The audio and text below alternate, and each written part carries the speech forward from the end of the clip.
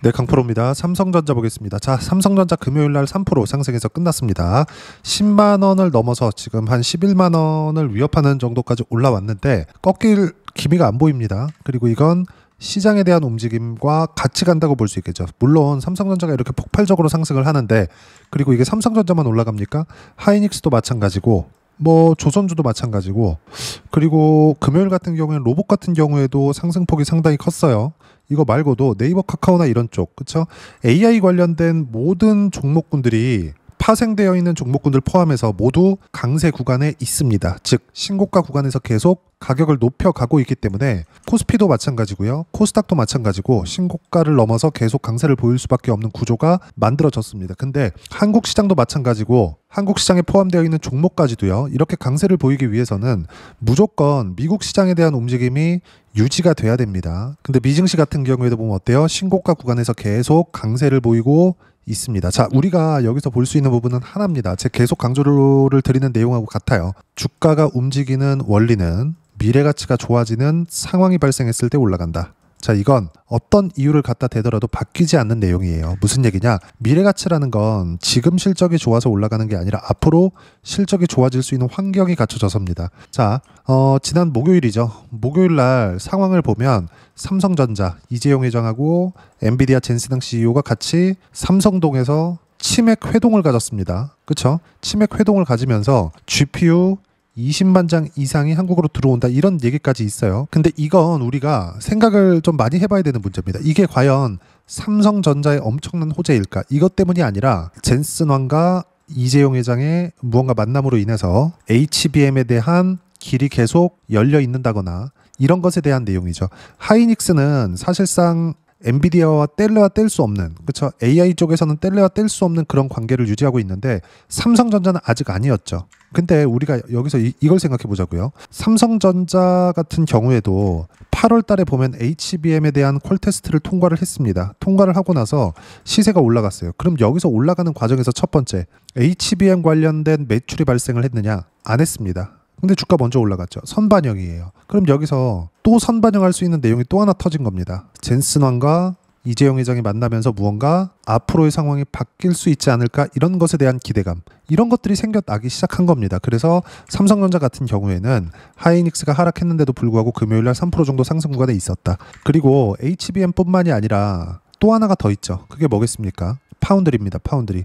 파운드리는 빅테크의 수주가 절실하게 필요했었는데 그것까지도 테슬라, 그렇죠?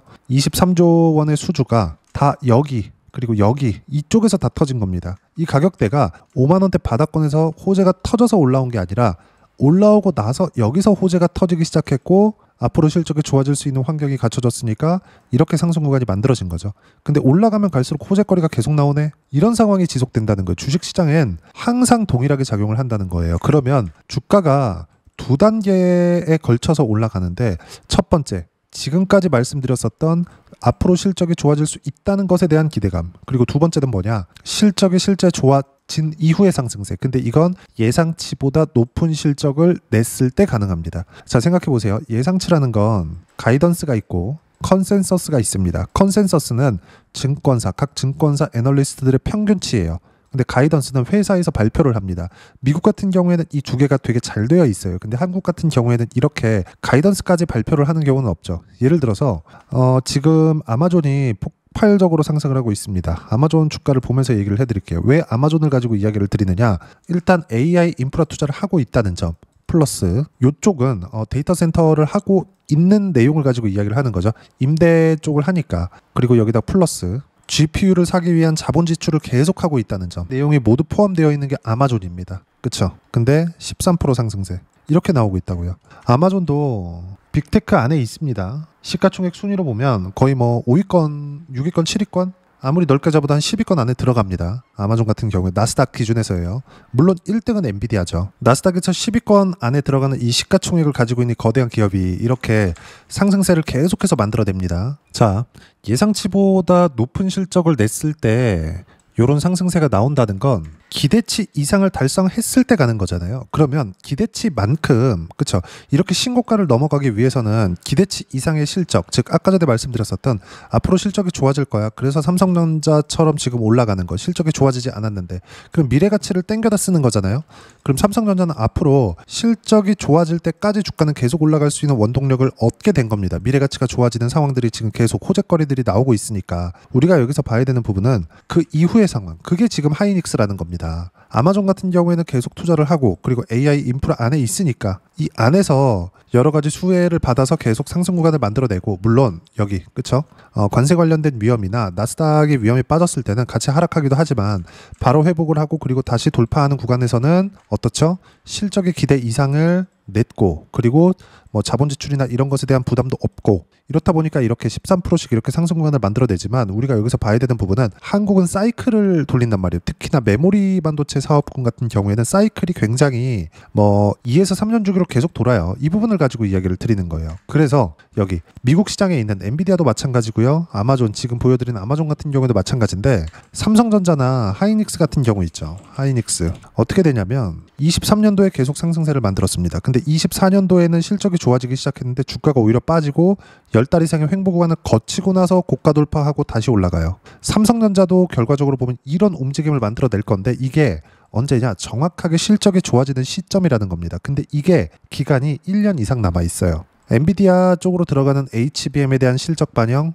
1년은 남아 있습니다. 내년 3분기 이후가 되어야 그 실적을 볼 수 있을 거예요. 그러면 이게 지금 주가가 먼저 올라가니까 삼성전자는 고평가네? 이게 아니라 삼성전자가 지금 앞으로 실적이 좋아질 수 있는 환경을 갖춰놨고, HBM과 파운드리를 토대로, 그리고 여기서 실제 실적이 좋아지는 과정까지는 못해도 1년 이상의 시간이 필요하고, 특히나 테슬라 쪽에서는 직접적으로 수주를 줬잖아요. 그 수주에 대한 부분이 실적 반영이 되려면 27년도는 되어야 됩니다. 지금 25년이 끝나가고는 있지만 최소 1년 이상의 시간이 남아 있는 거예요. 주가는 6개월 선행한다고 했으니까 그 6개월을 땡겨다 쓰더라도 1년 이상의 움직임이 남아 있다. 그럼 지금부터는 뭘 해요? 팔아야 될 때가 아니라 조정 구간에 매수할 수 있는 상황을 만들어야 되고, 조정 구간에 매수할 수 있는 상황은 떨어졌을 때 22평이나 62평까지 떨어졌을 때 매수하세요, 이걸 가지고 이야기를 드리는 게 아니라 반등을 확인하고 매수할 수 있는 상황을 만들어야 됩니다. 그 반등을 확인하고 매수를 할 수 있는 상황을 만들었을 때 제가 자주 강조를 드리는 내용이에요. 자, 보시면 하나오션 같은 경우에도 마찬가지예요. 신고가 구간에 제가 계속 매수했죠. 키움 사용하시는 분들은 0606 화면 한번 보시면 됩니다. 자, 0606 화면은 내가 매매한 내용들이 다 나와 있는 거예요. 근데 제가 매매한 구간을 보면 신고가 요 구간입니다. 떨어지는 거 확인하면 매도 구간 잡는 거예요. 언제? 여기 그리고 이번엔 아직 안 팔았습니다. 조선주 계속해서 강하죠. 가격이 만약에 올라가서 많이 떨어져서 여기까지 떨어지잖아요. 잡으면 물릴 수 있습니다. 올라가는 종목군들은 조정폭이 고가에서 따지면 큽니다. 근데 실제 이 추세 측면에서 봤을 때 그렇게 큰 조정을 주지 않고 간다는 거예요. 이랬을 때 수익 구간을 보면 30%대 이상의 수익 구간, 그리고 쭉 내리면 2월 달에 57%대의 수익 구간이 계속해서 발생을 합니다. 자, 그러면 하나오션 같은 경우에 이렇게 가격대를 유지하잖아요. 우리는 신고가를 가고 가격대를 유지하는 종목군들만 찾으면 돼요. 예를 들어서 삼성전자가 빠지지 않았을 때 먼저 치고 갔었던 반도체 종목군들이 있겠죠. 이수 페타시스나 이런 종목군들입니다. 지금까지도 계속 강해요.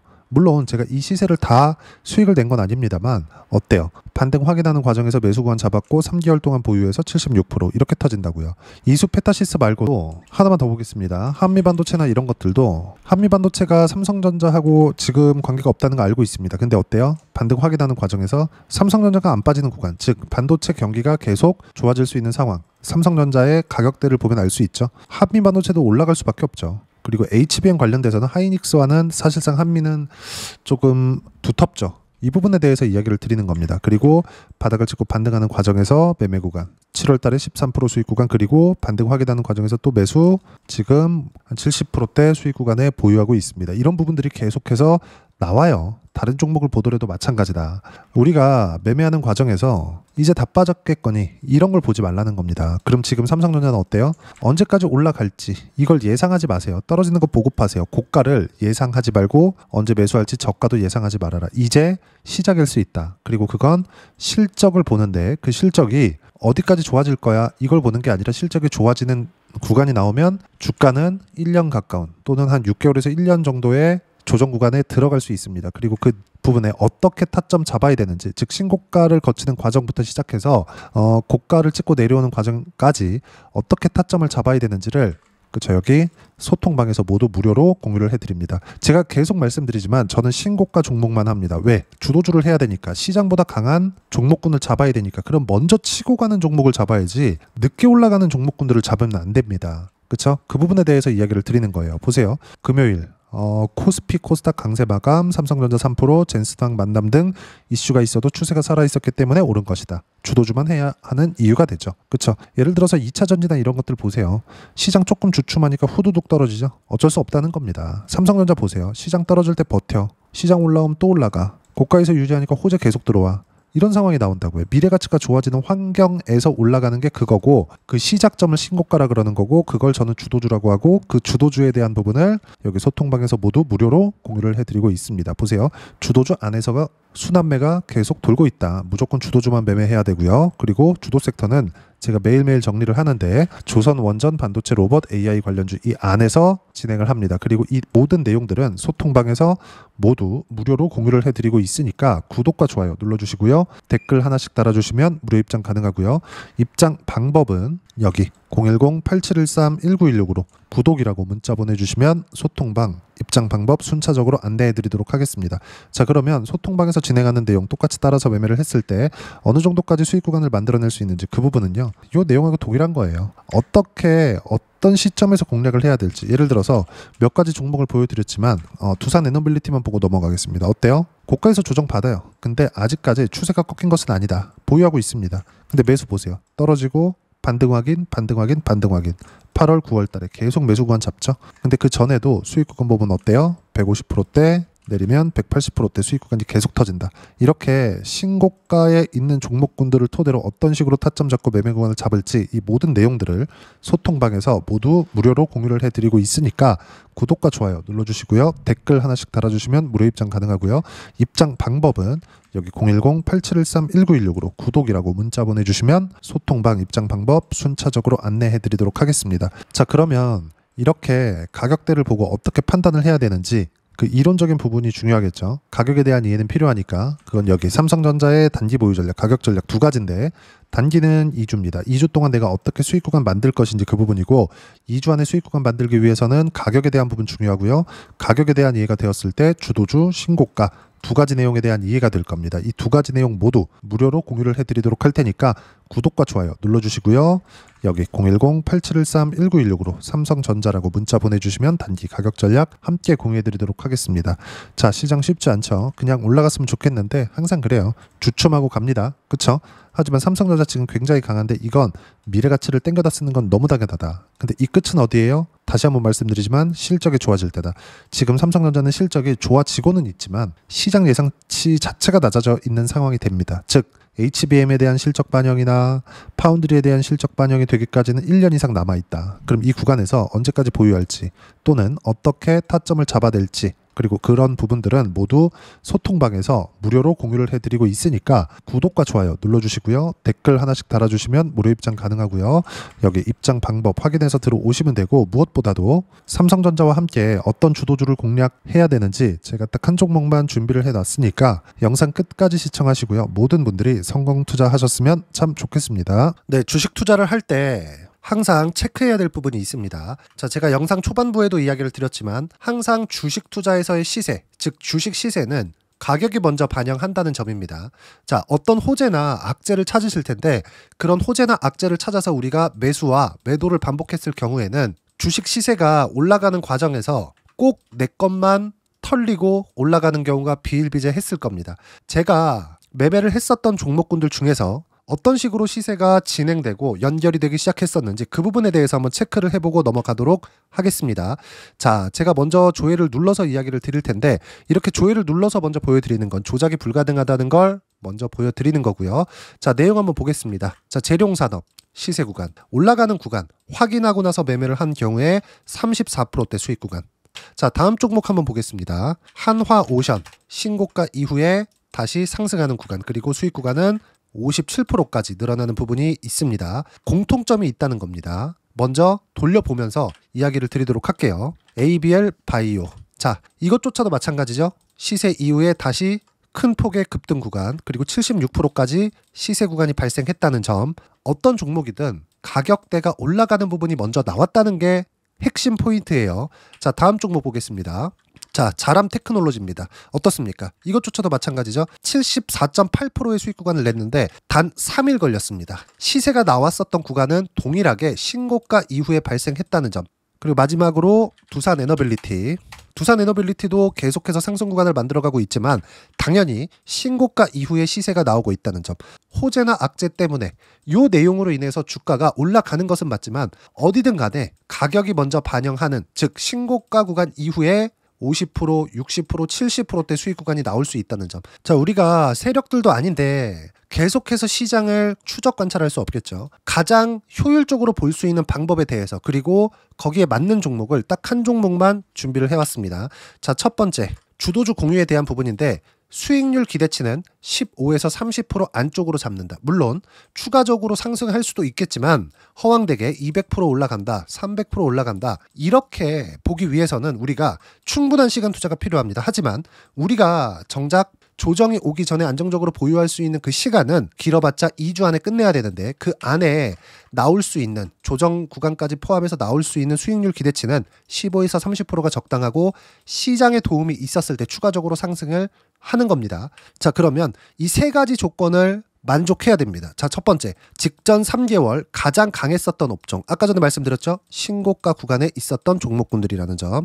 자, 그리고 3개년 연속 순이익, 즉 단기 순이익 전망치가 증가하는 거지 실제 실적이 좋아지면 주가는 이미 높은 위치에 있는 겁니다.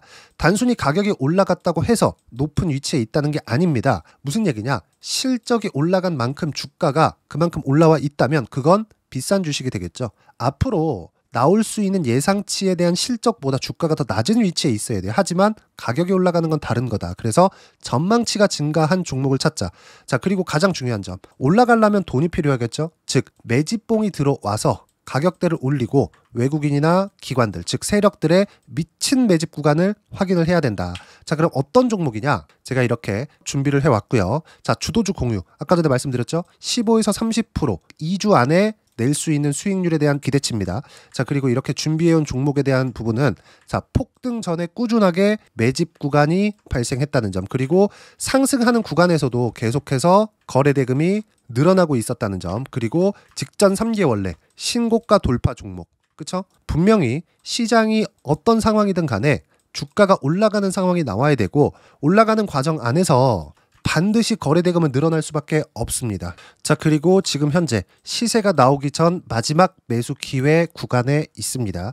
여기서 가장 중요한 건 올라가는 구간에서 거래가 늘어난 거 보이죠? 그리고 옆에 제가 세력들의 매수세를 체크한 내용을 보시면 올라가는 구간별로 거래 대금이 늘지만 올라갈 때 외국인과 기관의 매수세가 지속적으로 들어왔다는 점.